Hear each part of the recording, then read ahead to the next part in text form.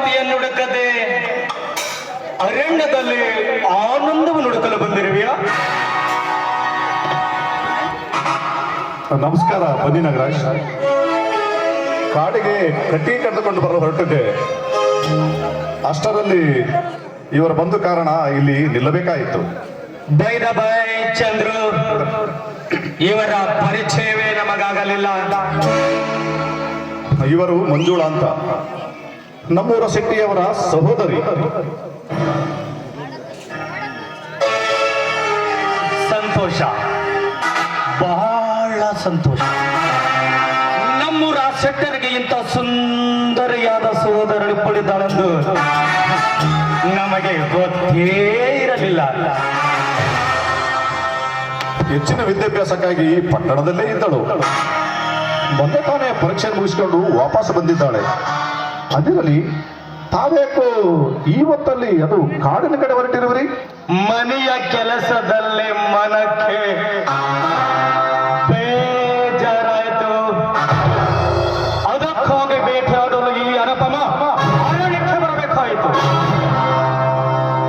ಸರಿ ನಾಗರಾಜ್, ನನ್ನ ಕೆಲಸಕ್ಕೆ ಒತ್ತಾಗುತ್ತೆ, ನಾನಿನ್ನು ಬರುತ್ತೇನೆ.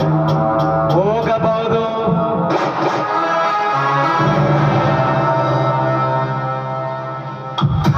ಮಂಜುಳಾ, ನನ್ನ ಕೆಲಸಕ್ಕೆ ತಡವಾಗುತ್ತೆ, ನಾನೇನು ಬರುತ್ತೇನೆ. ನಾಳೆ ಸಿಗೋಣ. ನಾಳೆ ಖಂಡಿತ ಬರಬೇಕು. ಖಂಡಿತ ಬರುತ್ತೇನೆ. ಬಾಯ್ ಬಾಯ್.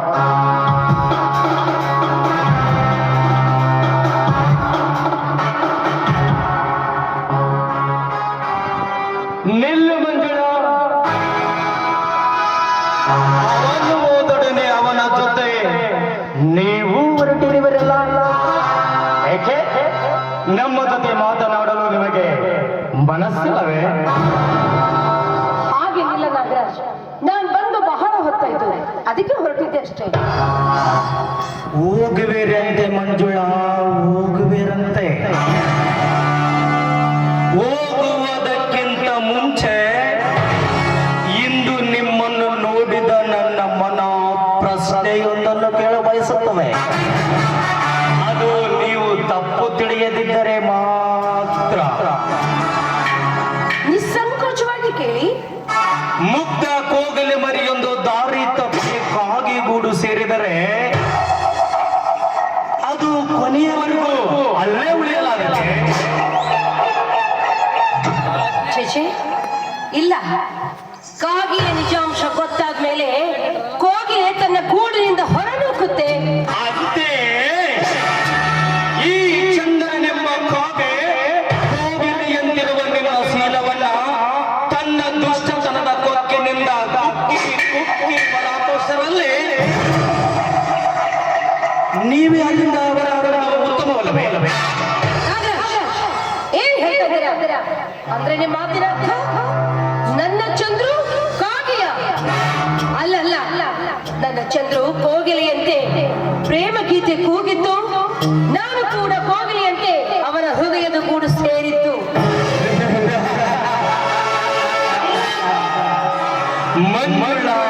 ಮಂಜುಳಾ, ನೀ ಎಷ್ಟೇ ವಿದ್ಯೆ ಕಲಿತರೂ ನಿನಗೆ ಬುದ್ಧಿ ಇಲ್ಲ ನೋಡು. ಚಂದ್ರು ವರ ನೋಡಲಿಕ್ಕಷ್ಟೇ ಕೋಗಿಲ ತರ ಇರಬಹುದು. ಅವನ ಕೆಟ್ಟ ಗುಣಗಳು ಕಾಗಿಯ ಸರದಷ್ಟೇ ವಿಕಾರ. ಅವನ ಕೆಟ್ಟ ಕೃತ್ಯಗಳನ್ನು ನಾನು ಕಂಡರೆ ಸಾಕಷ್ಟು ಬಾರಿ ನೋಡಿದ್ದೇನೆ.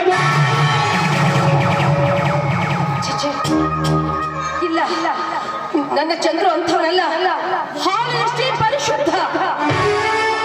ಬೆಳ್ಳಗಿರುವುದೆಲ್ಲ ಹಾಲು ಎಂದು ನಂಬಿದರೆ ಬೆಳಗಾಗುವಷ್ಟರಲ್ಲಿ ನಿನ್ನ ಸೌಂದರ್ಯ ಸರಿ ಸೂರ್ಯನು ಎಚ್ಚರಿಕೆ.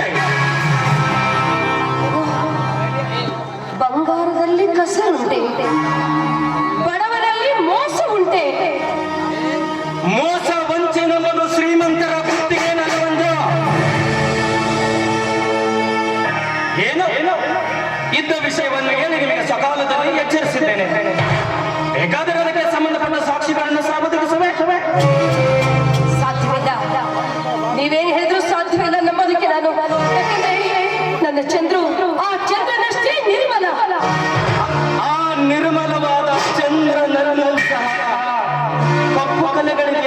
ಅರಿಯಲಾರೆಯ ಮಂಜುಳಾ. ನೀವೇನು ಹೇಳಿದ್ರು ನಾನು ಈ ವಿಷಯ ನಂಬಲಾರೆ. ನಾನು ಈ ವಿಷಯ ನಂಬಲಾರೆ. ನೀವು ನಂಬದಿದ್ದರೆ ನನಗೆ ಯಾವ ನಷ್ಟವೂ ಇಲ್ಲ.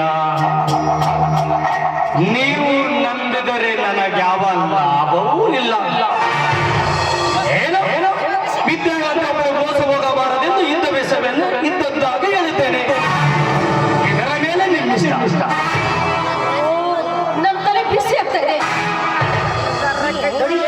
ನನಗೆ ನಿಲ್ಲೋದಕ್ಕಾಗ್ತಾ ಇಲ್ಲ. ಕಾರಣ ನಾನು ಹೋಗ್ತೀನಿ. ನೀವು ಬರ್ತೀರಾ? ಬರಲಾಗುವುದಿಲ್ಲ. I am not coming for it you Manjula. ಇನ್ನು ನಾ ಬೇಟೆ ಆಡುವುದೇ ನಿಮಗಿನ್ನೂ ಯಾವ ಬೇಟೆನೂ ಸಿಕ್ಕಿಲ್ವಾ? ಇಂದು ಇಲ್ಲಿಯೇ ಸಮೀಪದಲ್ಲಿ ಸುಂದರವಾದ ಜಿಂಕೆಯನ್ನು ಕಂಡೆ. ಆ ಜಿಂಕೆಯನ್ನು ಕಂಡು ಕೋವಿಲೆತ್ತಿ ಗುರಿಯಿಟ್ಟು ಗುಂಡಾಡಿಸುವ ವರ್ಷದಲ್ಲಿ ಆ ಜಿಂಕೆ ತಿರುಕಲೋರುವ ಮುರುಗು ಬಾಣಕ್ಕೆ ಸಿಕ್ಕಿ ಹಾಕಿಕೊಂಡಿದೆ. ಅವನಿಂದ ಬಿಡಿಸಿ ಉಪಚರಿಸಿ ಹಾಕಿದ್ದಾನೆ. ನೋಡೋಣ ಆ ಜಿಂಕೆ ಬದುಕಿದರೆ ಅದರೊಂದಿಗೆ ಚಿನ್ನಾಟ, ಸತ್ತರೆ ಅದರ ದೇಹದ ಮಾರಾಟ. ಆಯ್ತು, ನೀವು ಉಪಚರಿಸಿ, ನಾನು ಬರುತ್ತೇನೆ.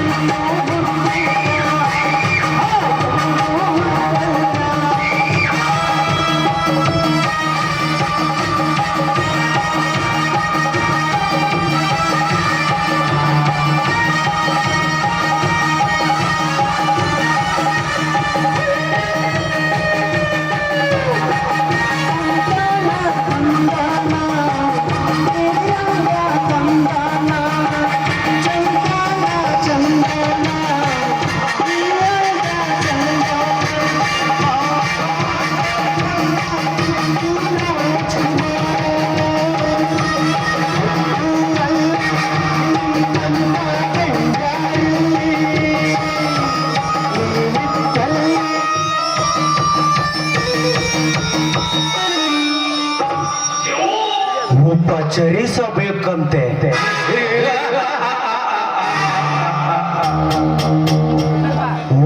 ಉಪಚರಿಸಬೇಕಂತೆ. ಈ ನನ್ನ ನುಡಿಗಳಿಂದ ಈ ಹೆಣ್ಣು ಯಾವ ಕ್ಷಣದಲ್ಲಿ ಚಂದ್ರಿಗಳ ಪರಿಶುದ್ಧವಾದ ಪ್ರೇಮವನ್ನು ಸಂದೇಶಿತು. ಆಗಲೇ ನನ್ನ ಬರುವ ಮಾತಿಗೆ ಈ ಹೆಣ್ಣು ಜಿಂಕೆ ಉಪಚಾರ ಪಟ್ಟಂತೆ.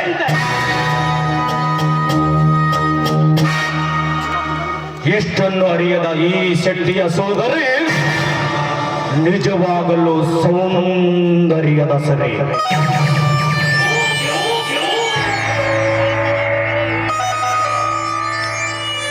ಇವಳನ್ನು ಕಂಡೊಡನೆ ನನ್ನೆದೆಯ ಕಾಮದ ಮಿಡಿನಾಗರ ಎಣ್ಣದಲ್ಲಿ ಆಡಿಸುತ್ತಲೇ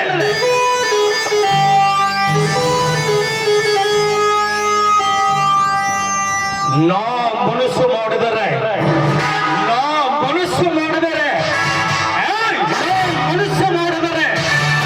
ಇಂದ್ರನ ಅಮರವತಿ ಅರಣ್ಯ ರಾಮ ರಂಬೆ ಊರ್ವಶಿ ಮೇನಕೆ ರಾಜ್ಯ ಮಾಡುತ್ತಿರುವಾಗ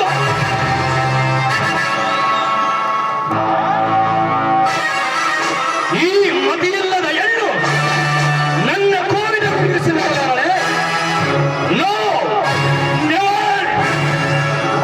ಈ ನಾಗರಾಜನ ಗುರಿ ಎಂದಿಗೂ ತಪ್ಪದು.